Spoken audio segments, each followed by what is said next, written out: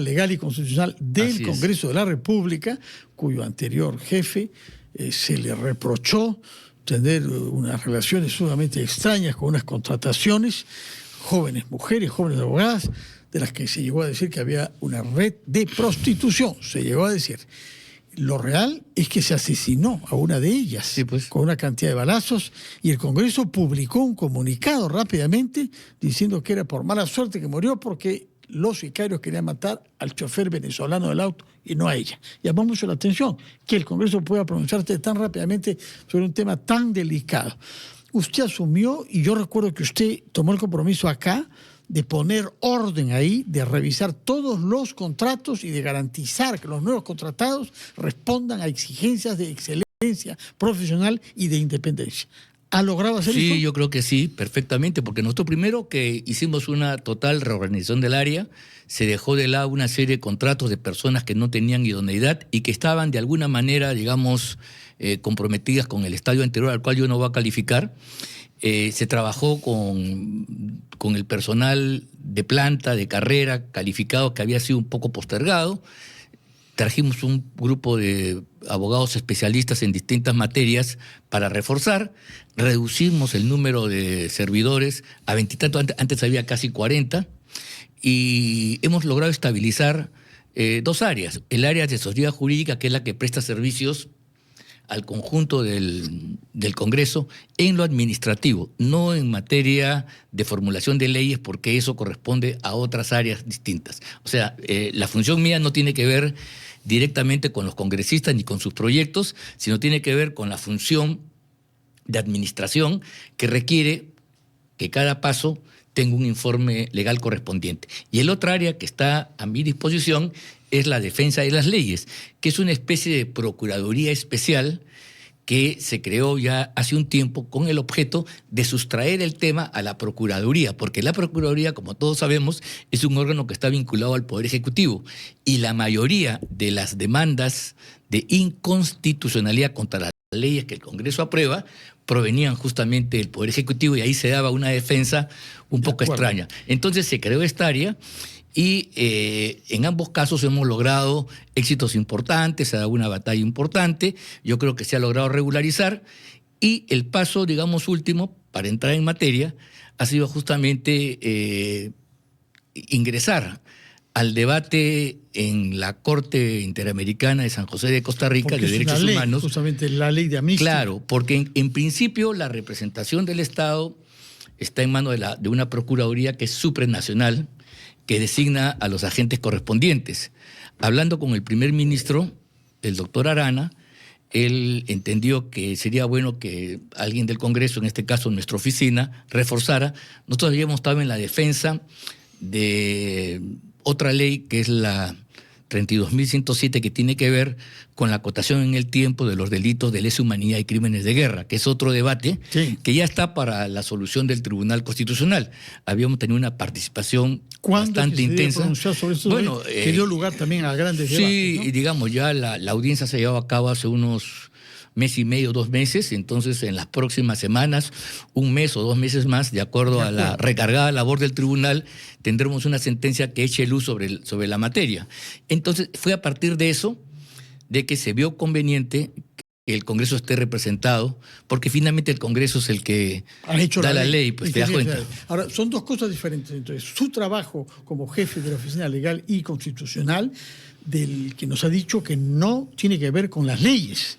No tiene que ver con el proceso legislativo, para ser más exacto. De acuerdo, pero en este caso usted ha sido solicitado para respaldar el equipo de procuradores o de agentes del Estado peruano. Así es. Que tengo entendido que son 2 abogados de la Universidad Santa María de Arequipa. Así es. Ambos. Ambos, sí, es el doctor Jorge Cáceres, que es el actual rector, y el doctor Pastor, que es otro funcionario de la... ¿Que han sido nombrados ad hoc o ya estaban en funciones? No, creo que ya estaban en funciones, y para este caso han sido nombrados. Han tenido figuraciones en otros casos también. De acuerdo, o sea, 2 abogados de la Universidad Santa María de Arequipa, más usted. Más mi persona. Yo quisiera, antes de que nos cuente qué intercambio hubo con los jueces. De los 7, solamente 6, porque uno de ellos es peruano, que es Alberto Borea Odría, compañero de estudios. Sí, claro, nuestro. Un poquito mayor que yo. Un poquito, fin, sí. Pasemos por alto esos pequeños años. Ahora bien, yo quisiera saber, para comprender su comportamiento ahí, profesional, quiero decir, naturalmente, ¿usted tiene una posición tomada de antemano respecto de lo que le conviene al Perú en el debate que hay sobre el retiro o no retiro de la Corte? No, yo soy partidario de que el Perú no se retire de la Corte. Lo quiero decir porque hay muchos tontos que por ahí lanzan especies absurdas, no me conocen mi trayectoria, y yo sí creo que el Perú debe estar comprometido con los derechos fundamentales. Creo que la Corte ha sido un gran aporte, en un momento determinado ha dado signos importantes de fortalecer en la región los derechos humanos, y eso merece respeto. Pero creo que en la última etapa hay excesos, hay un extravío en sus funciones, que es lo que vamos a conversar de inmediato. O sea, mi posición no es de ruptura, sino de reforma. Y voy a explicar el por qué creo que hay que reformar aspectos sustantivos para que no se produzcan estos excesos que a veces traen a una discordia y a mal traer estos problemas. ¿Por qué llama exceso a lo que la Corte ha hecho respecto de la ley de amnistía? Porque por lo que he entendido de lo que se dijo inicialmente de parte de la Corte, pero no lo ha recordado el doctor Jiménez Mayor, que no sé si ha escuchado usted, ha intervenido en el marco de una supervisión, de una sentencia, de una violación grave de los derechos humanos. Explíquenos, por favor, si está de acuerdo con que tenía legitimidad lo que la Corte hizo. Justamente, no, ese es el cuestionamiento de fondo. Voy a explicar por qué. Mucha gente cree de que nosotros hemos ido a defender la ley de amnistía, o en su momento la ley de lesa humanidad. Falso, no es así.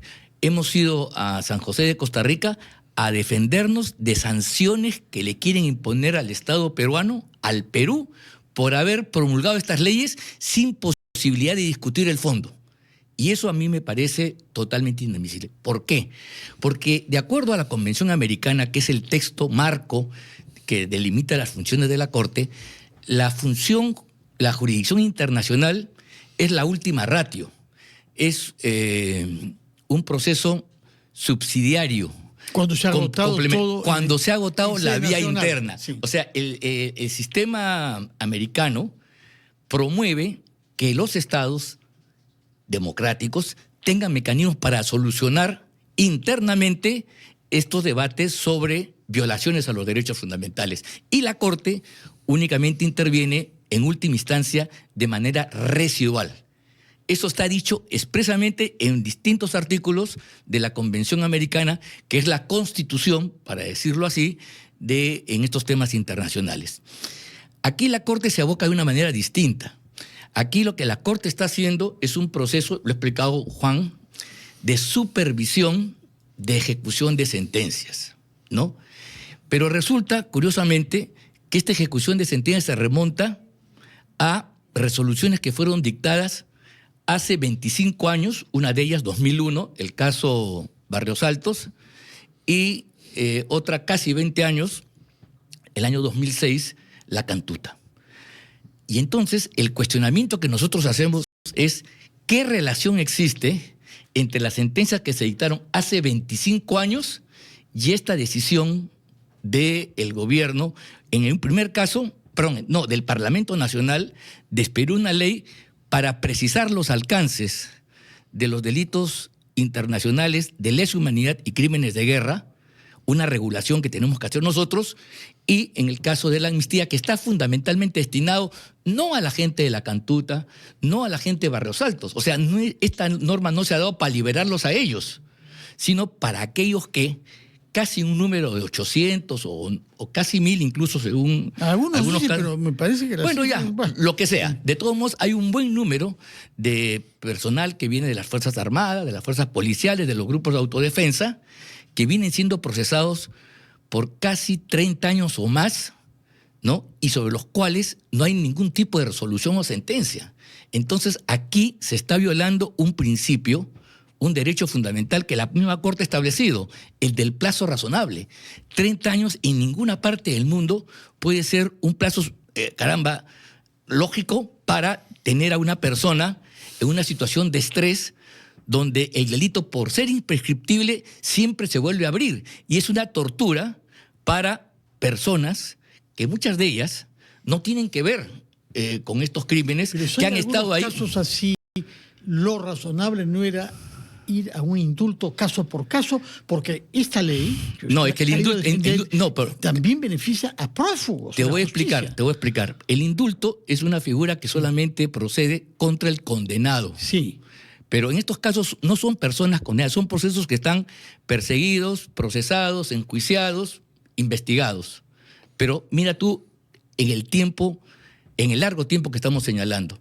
Y nosotros decimos lo siguiente, esta es un poco la fundamentación, que este trámite de supervisión de sentencias, de ejecución de sentencias, no tiene fundamento en la Convención. Cuando el Perú suscribió este importante tratado, no se comprometió. 79, me parece, ¿no? Sí, con el fin de gobierno militar, no se comprometió a tal cosa.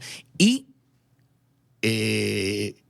contraviene este tipo de trámites al concepto de justicia residual en última instancia. Te digo por qué. Porque en ninguna parte del mundo tú vas a ver un tribunal o un juez que cuando se produce un hecho sale y adelanta opinión. Este es el tema de fondo. Y se basa ¿qué? En una sentencia de hace 25 años. Eso no puede ser. A mí me encantaría, por ejemplo, discutir con la Corte o con los adversarios estos casos que tú alguna vez he visto. Puede haber errores, puede haber gente que se fugó, efectivamente. Y a esos casos, efectivamente, perdón. Después de haber masacrado, violado mujeres, asesinado niños. Mira lo que te estoy reconociendo. Yo reconozco eso, pero tú reconóceme que también en ese paquete debe haber mucha gente inocente que no tiene ese tipo de características. Que haya un juicio, aunque demore mucho, muchas veces por las triquiñuelas de los abogados. Pero 30 años o 35 años no es un plazo justificable en ningún concepto.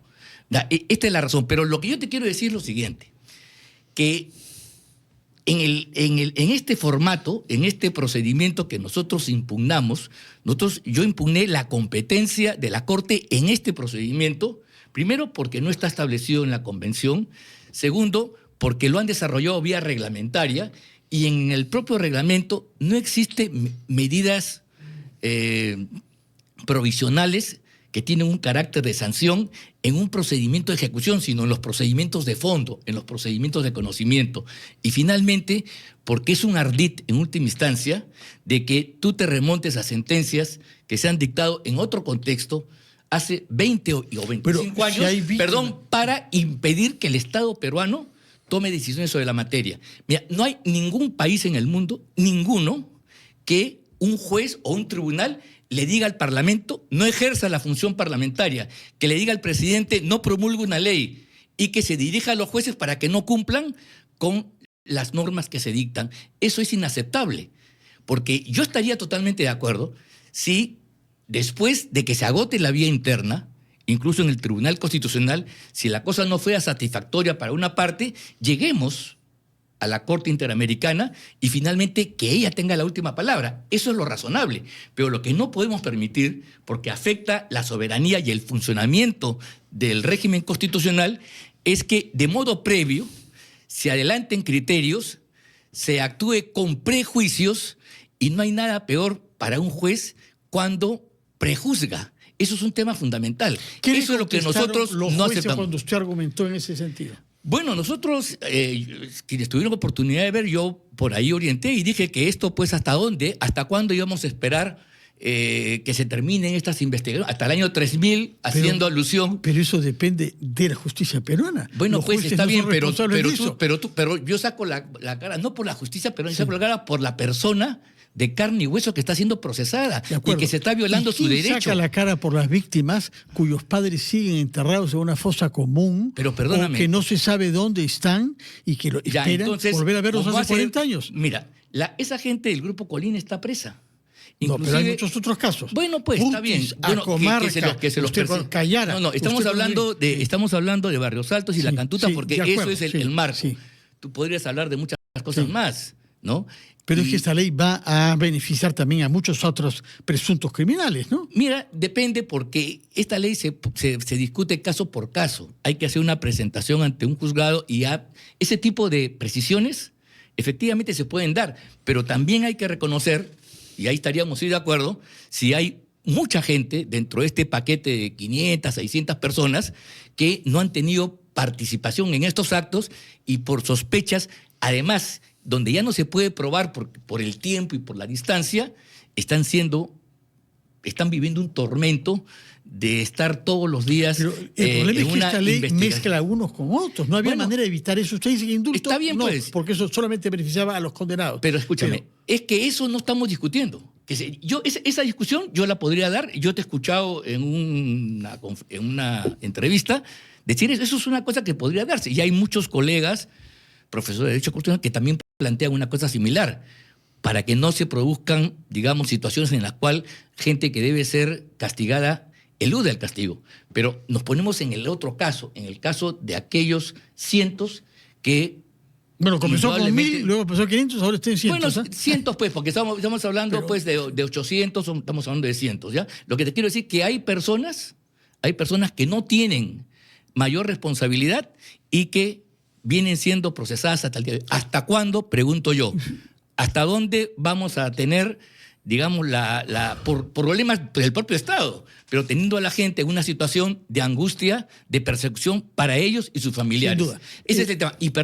Y lo que nosotros cuestionamos entonces no es que la Corte al final se pronuncie y diga lo que tú podrías decir en este caso, sino que se atribuya, se arrogue esta potestad de apenas el Congreso plantea un proyecto, el juez, que debe ser la última instancia, salga, adelante opinión y diga, tú no puedes sacar esta ley. Eso es inaceptable. Bueno, ese es el punto de vista. El tiempo corre y yo quiero preguntarle un último tema.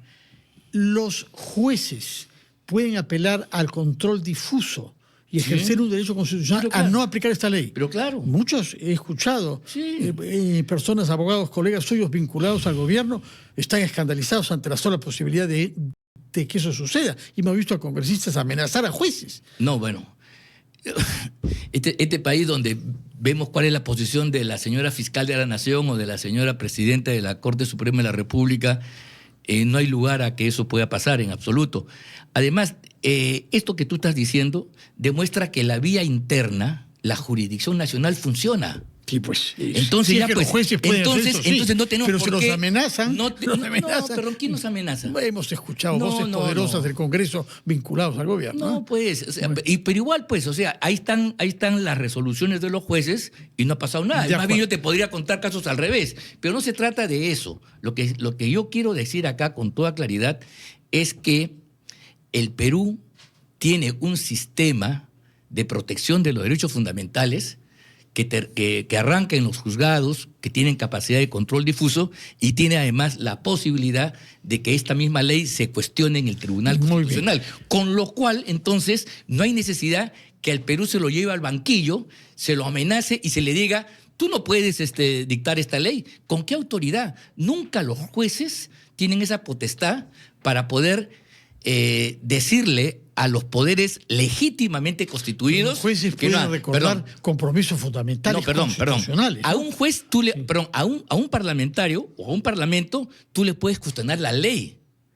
Puedes decir, la ley es conforme a la Constitución, pero no le puedes prohibir que en ejercicio de sus autoridades desarrolle una discusión al respecto o algún congresista plantee un proyecto de ley. Porque estás afectando sus competencias. Muy bien, entonces no sé si estamos... Sí, lo comprendo. ¿Cuál es el próximo paso después de esta intervención suya con 2 procuradores ad hoc ante la Corte en Costa Rica? Bueno, estamos preparando un alegato correspondiente. Y es el que resume un poco la posición que estoy aquí señalando. Listo? Esta semana. Para que las cifras estén ahí también definidas. Y segundo lugar, esperar lo que diga la Corte. Pero usted ha regresado a sus funciones en el Congreso. Claro. ¿Que va a ejercer hasta cuándo? Mira, yo estoy muy agradecido al doctor Salguana que me dio la confianza. Yo esperaba irme con él, pero este tema es el que me ha retenido unos días más en el Congreso de la República, y creo que si se trata de dar un granito de arena en la defensa del Estado peruano, de los intereses nacionales, por encima de una intervención por parte de la Corte que se hechiza, que no es, o sea, porque la Corte tiene que intervenir. Hechiza significa que es que no es conforme a derecho. De acuerdo. Porque la convención le dice que la Corte resuelve residualmente, en última instancia. Muy bien. No puede la Corte actuar como aquí la Fiscalía, adelantándose a Muy los bien. hechos. Entonces, ese es el tema de fondo. lo que nos está diciendo es que en unos días podremos leer un documento de síntesis de la posición que defendió el Estado peruano por su intermedio y sus dos colegas en Costa Rica, y que va a renunciar al puesto que tiene en el Congreso. Bueno, ya yo acabo pues mi mandato y bueno, en todo caso... ¿Cuándo? Yo espero estos días de... Y hará un informe también para saber el cómo informe, encontró. Y yo creo que ya en el mes de septiembre, o sea, dentro de una semana, la primavera, recuperaré mi... Tiene buenas libertad. noticias para usted la primavera en septiembre. Muchas gracias por su presencia, por sus explicaciones, doctor Ángel Delgado, y quedamos a la espera de esos dos documentos. Uno, la renuncia, y el otro es el documento memorándum, nos dijo, de resumen de la posición que el Perú sostuvo en la sesión que hubo en la Corte Interamericana la semana pasada. Muchas gracias por su presencia. Muchas gracias y y muy espero haber contribuido a clarificar el tema. Yo pienso que sí, que ha hecho alguna contribución. Muchas gracias. Hacemos una pausa y vamos